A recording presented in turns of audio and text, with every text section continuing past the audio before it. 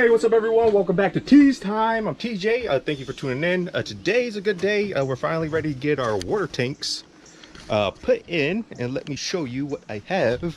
I have everything stubbed out, ready to go, where the water tanks will live. Only thing left is to put down the rubber mat that I have right here, just so that we don't have like rub through with these nails and everything else sitting through, and with the wires for the heating pads. But under here we have our wires, heating pad also for our sea level, tank level, and then just stub outs for a water drain. And then we have our water lines, of course. The white is for your city water, the blue is going to be for our fresh water. The fresh water stub out is going to be right here, it's going to come at the bottom. But we do have everything buttoned up at the bottom.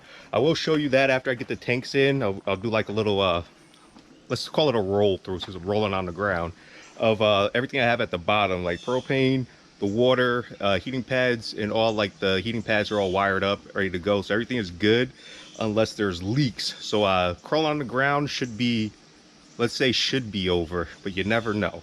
But for the pads, I got these rubber sheets right here, something nice and thick, rubber to go under the tank so we don't have to worry about things rubbing through. So I have to get that down. I'm gonna glue that down to the aluminum plate that I have under there to cover up the screws, and we don't have chafing. And then we have like our sea level. You can't really see it, it's covered with the underbody guard. That's what these are, the sea level. And then our heating pads already affixed to the tanks, and we do have all our adapters that we need to get this in there. Our vents, our fills, our drains, all that is there. So I'm gonna go ahead and actually I'm gonna get this situated, get this stuff thrown on, and then I'll do like a little walkthrough. We're not going to do running water today.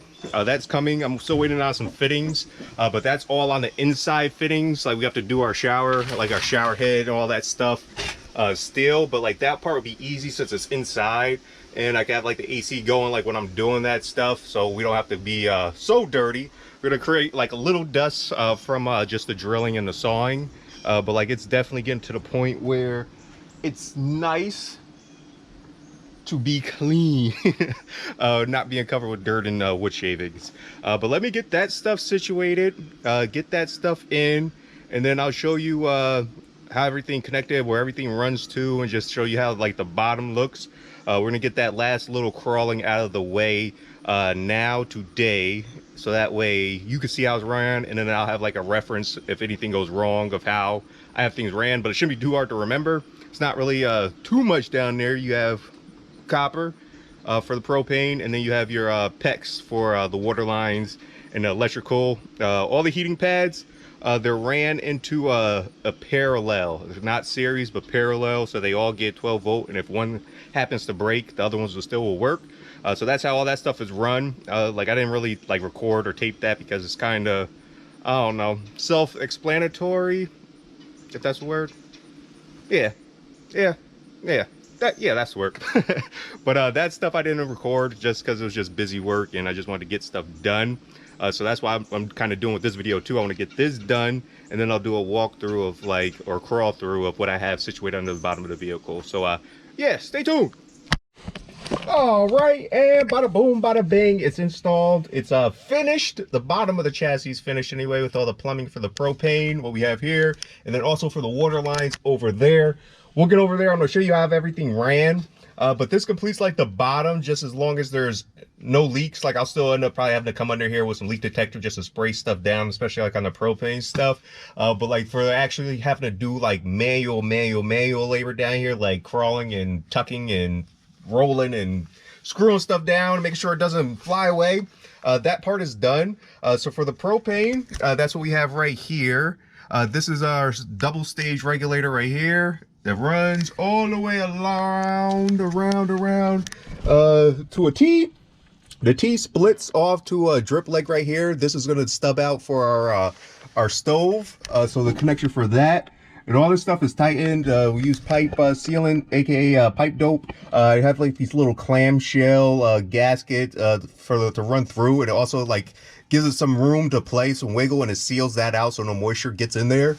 And then also with this wire you see right here, this is for our sea level. The sea level is a tank monitor system where it can tell you the level of the propane, the water from inside the vehicle itself. So you don't have to come out here and actually like open up the door to check the gauge.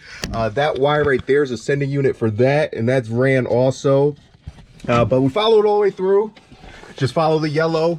Yellow is a good indicator for if somebody's under here. They're like, okay, it's propane, or like think natural gas, and just be mindful of that, like when working down here and just dealing with this stuff. But the yellow runs, and then it meets right here in the center, and that's for our water lines. The blue is for the fresh water. The white is for our city water. Like if we plug the city, the holes up to it, that's where that runs. And I'll show you that. That's over there on that side. So we're getting over there. And then all the wire loom that you see attached is for heating pads. So the purpose of the heating pads is just to keep the hoses, or not the hoses, the lines from actually freezing and like below freezing temperatures, of course. But there's a switch on the sea level also where I have set up for like the hot water heater to actually turn that on. The switch that I have on there connected to a relay is to actually activate the heating pads, because my hot water has its own separate display unit, so I'm not using that for that. But this is just a precaution just to keep stuff from freezing. You don't want lines to burst and pop, especially like at the elbows. And I'll show you that in a second. But yeah, it runs all the way to the back where it splits. It splits just because I didn't want to have everything. There wasn't enough room to run everything the same way. So the propane had to split a separate way just to be able to fit back there. And I'm going to start off, I'm going to crawl over to the other side, to that back corner. So you can see I have another stub out and where the water drains come in. And then we'll end up at the water tanks. So yeah, let me crawl over to the other side and we'll continue this. All right, so we're on to the other side, and by the way, the propane tank that holds 30 gallons of propane. All right, so the propane, it pops out right here to the other drip leg. This drip leg right here, or sediment trap right here, is to go up to the hot water heater, and the same things at the front. We have a little clamshell, just a gasket. It's like a rubberized little gasket thing to isolate that, and also to keep water and moisture and all that stuff out. But from there, we have our drains. This is the shower drain right here, and then this is also a heating pad just to prevent freezing. And then for like all the like the elbows, or like not all the elbows, but like I did put in these reducer rubber couplers. That way it just kind of isolates in like for vibration, and it's just not so sturdy. So there's some give with the pipe, so we don't have to worry about stuff cracking. So I have this right here. This is a 2-inch to 1.5 inches. And then the front towards the tanks, I'll show you that. But we have more couplers up there just for vibration and assembly and disassembly if need be. But the drain for the shower, that's this right here. And then the drain for the sink, that's right there. And these are where our water lines go into the vehicle. Our fresh water, the blue, and then our city water, the white. And then also I have another heating pad right here next to the elbow, of course, and another heating pad right there also. And then for the PVC pipe, the 1.5 inches, I have it going through the mud flap. Like I took this off to get it in there. Like it was bent, so I actually had to like bend this back because the mud flap actually was touching the tire. So now we actually have clearance. That's not the case now. But like removing the mud flap made it a lot easier for me to get the pipe in. And then while I had it off, I was like, I might as well fix it since I finally have it apart anyway. So I fixed that and I ran the pipe behind the wheel. The only drawback with that is the possibility of like if a tire blows out, it probably will take out the PVC pipe. But luckily PVC pipe isn't too expensive, and we hope it just breaks PVC pipe. It doesn't like take wires and everything else with it. But like I'll show you where I have that ran. And so we come through, and then right there in the wheel well is behind the tires. But like if the tire blew out and it just had like this extra tread and just flapping around, like it could bust that. But we could just replace that if it just broke it or put a hole in it. We could put like a coupler in there, just fix it if need be, if that ever came down to it. But then there's also another heating pad right there. I have them just spread out just so, you know, water freezes as it flows. So just to kind of prevent freezing. But yeah, so it worked out pretty nice. Everything is tolerance wise, it's nice and tidy, it's tight, it's up there. And I use these stainless steel clamps just to keep everything in place, just so you don't have to worry about stuff falling down, and you don't want like a lot of movement where it could like rub through the pipe. So periodically I will go through and I will check, like, to make sure like everything is still secure and nothing's like rubbing through, chafing. Everything is tight, connected, everything is good. So it's good like after a few miles, or even just periodically, just to check that, just to make sure everything is still good. So we're making our way over to the water tanks where that pipe leads. That leads to the gray tank, our drain.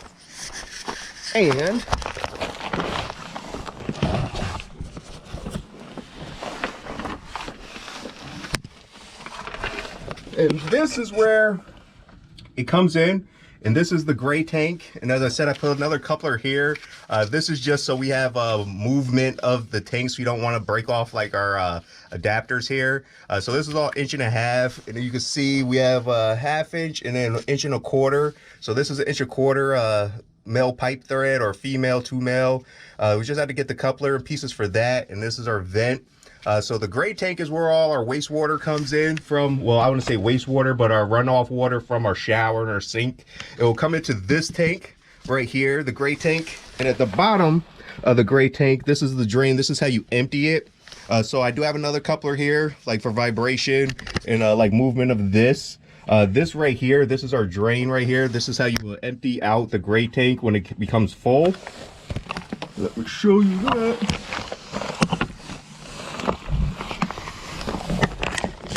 So when it's full, you'll come over, you attach your hose to a drain, your dump station or whatever, and you would just pull this valve right here, and that will open up the flap right there to allow you to drain the gray tank.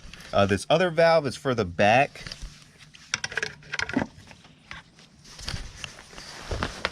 The other drain is for the back, but that will be for if you had a black tank, which I do not.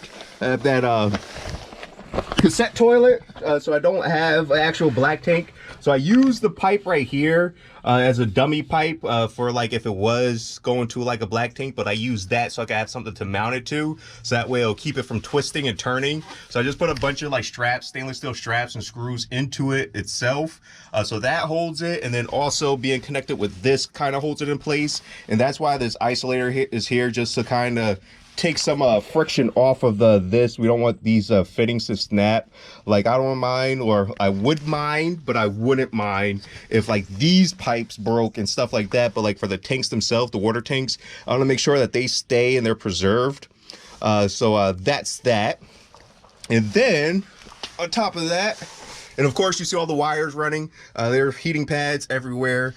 And then the tank levels are on the other side, and there's a heating pad on the bottom of each tank. But we'll get to that.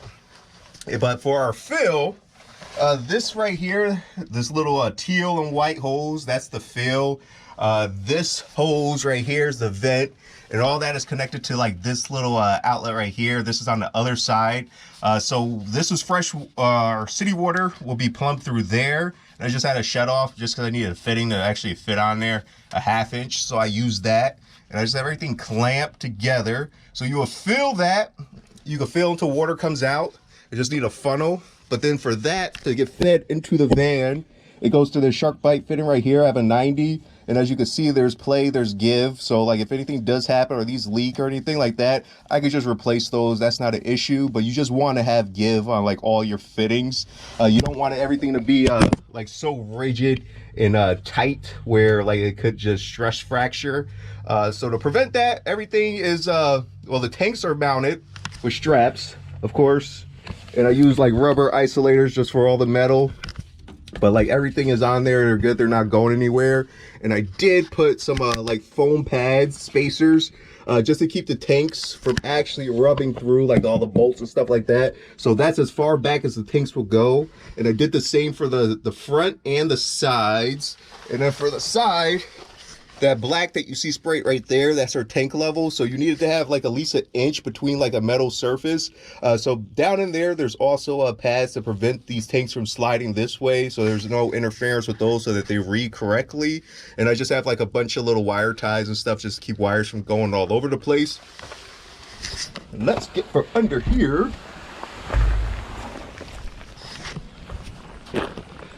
And in addition to that, I put in new little alligator clips. These are to hold these door open, because I was using like a little level, and it was falling. It was busting me in the head from time to time. So yeah.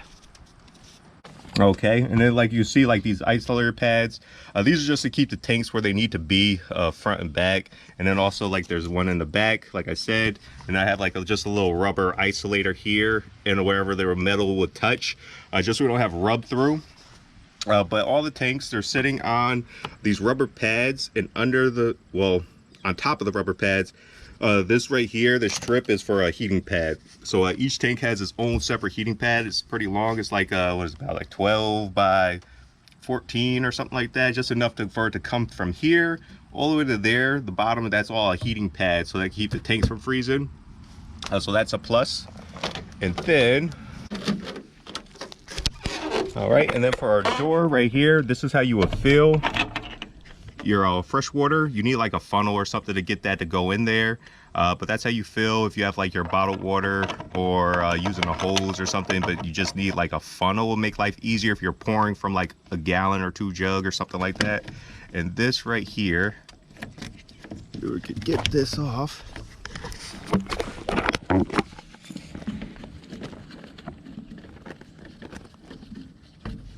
Okay, so this right here, this is where your city hose will go into. You will plug this in, you'll screw in your hose, and then there's a little flap, a little door that you would just push to the side and close that so the hose could sit through, and you can lock that back so nobody can unscrew it. So we have that.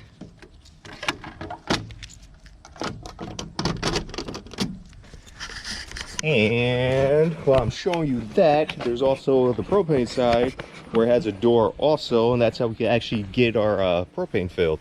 But I still need to figure out where to go to get it purged. But when I do, we'll have propane. But this is the little door flap right here, is a key, just like on the other side, to keep it closed. But yeah, so that's that yellow you see right there. That is how you will fill the propane. But that needs to get purged. We need to check for leaks and stuff like that. But for a majority, I'm gonna say the bottom of the truck is done, just as long as we don't have leaks. So that's a plus, and I'm just happy for that to be done. So now we can start focusing on actually getting like water running in there. I have like sink.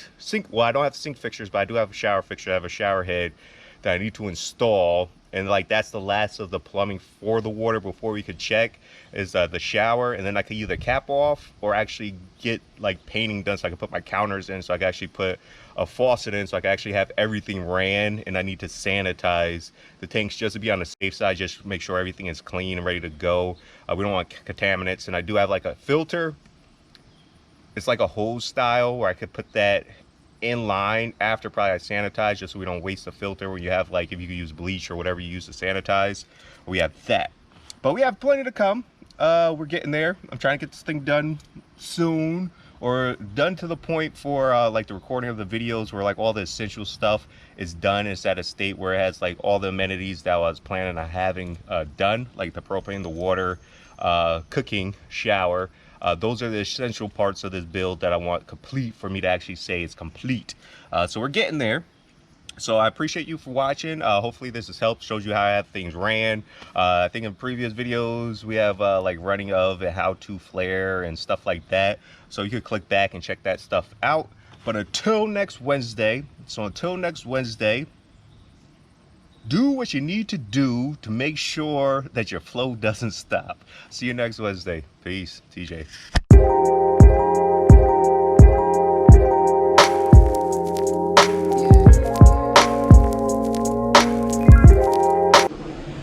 Oh, and this is the sea level that I was talking about. It's Garnet sea level 2. What it does is we have our battery. So you click on battery, it'll tell you the voltage. You hit your freshwater tank, 0 because it's empty. As that is filled, that will be 100. The gray tank, also 0. Black, of course, is open because I don't have a black tank. Like I said before, I'm using the cassette toilet. And then for our propane, same thing. You press that 0.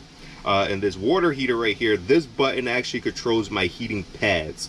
So that's not actually the water heater. I have a separate piece that's going to live right here where you could turn the hot water heater on and off. And then the pump right there is for a water pump. That's the water pump right there. So that turns that on and off. It's definitely a good practice to keep that off when you're not using it, especially if you go away from your van. So that way, like if there is a leak, it's not constantly pumping, especially inside the van. You don't want to flood inside. And also if you have leaks, a good indicator would be like if that just constantly keeps running even when you have everything closed, because it's supposed to stop at a certain pressure. So if it just keeps running continuously, most likely you got a leak somewhere. But that's it. I'll catch you guys next time. Peace.